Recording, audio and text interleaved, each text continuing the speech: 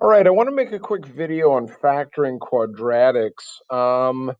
And I sort of need to start by giving you what do I do when I want to multiply two binomials. So I've got x plus a times x plus b, where a and b are just some number, doesn't really matter. And one of the ways to think about this is length times width. If x plus a were the length of a rectangle and x plus b were the width of a rectangle, to find the area of the rectangle, I would multiply length and width.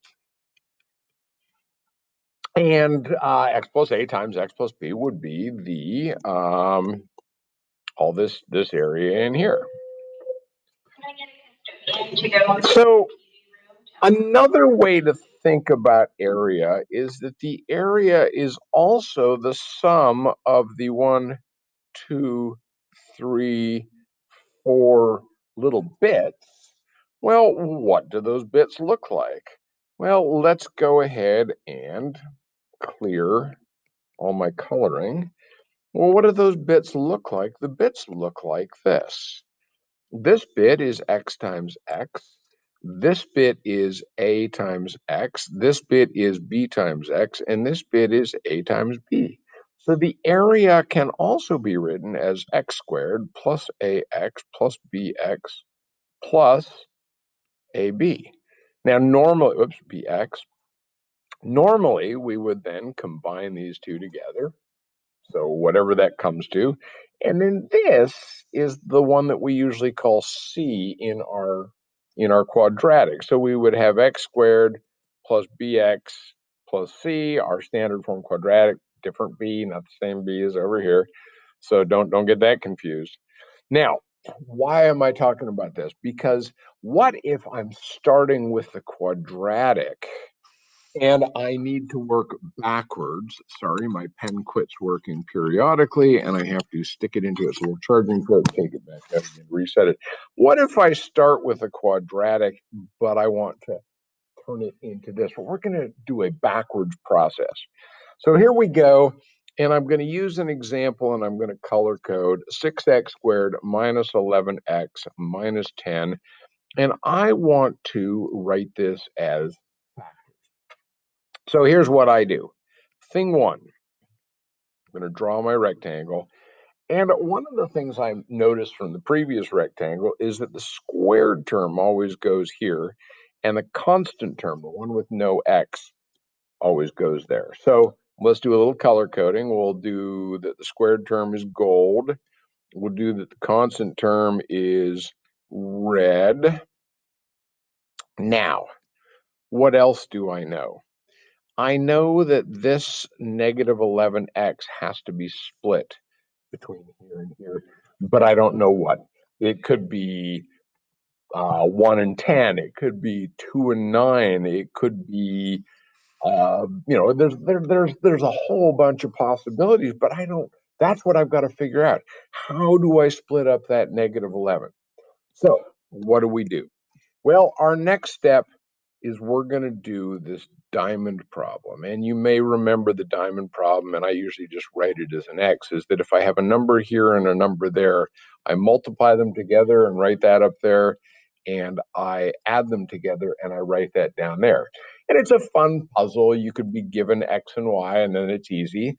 You could be given the product and the sum, and you have to try to figure out what your two numbers were, and that's what we're going to do here today. So here we go. Whoop, you know what? I'm going to just leave that alone. For now, I'll leave that right there. So let's draw the diamond problem. We'll just draw the X. Now, the two numbers need to be added together. Hey, guess what in our problem is two numbers that are added together? Negative 11x. So we're going to put the negative 11x right down here. Here's what else we know, and this is where the trick comes in. These two numbers multiplied together will equal these two numbers multiplied together. So I can multiply 6x squared and negative 10 And I can put that right up here, negative 60x squared. And I get that by multiplying 6x squared times negative 10, and that goes here. So what do I need to do next? Well, I'm going to go to the next page. I'm going to recreate my diamond. Here's my diamond. I've got negative 60x squared. I've got negative 11x.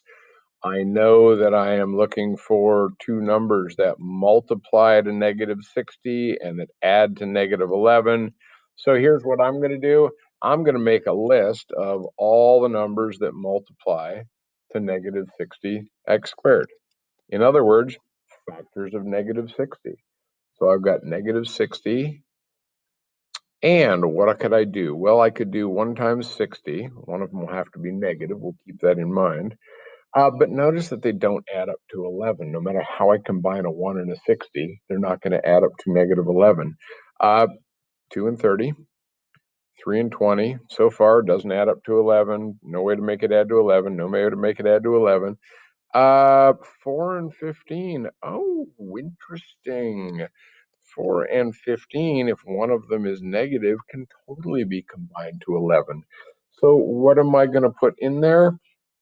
Well, I see that it needs to be negative 15x and positive 4x so that they will add to negative 11. They multiply to negative 60. I'm good to go. And notice that, by the way, this is x and x, so that they'll multiply to x squared, but add up to an x. So let's go back to our generic rectangle. We'll make another copy of it here. We knew that the negative, the 6x squared was in the top left. The negative 10 was in the bottom right. We now know that we can plug in 4 and x and negative 15x. And now the question is, what goes on the outside? Because those will be our factors. So let's see, what do we got? Well, we want to find ourselves something that is a factor of 6 and a factor of 15.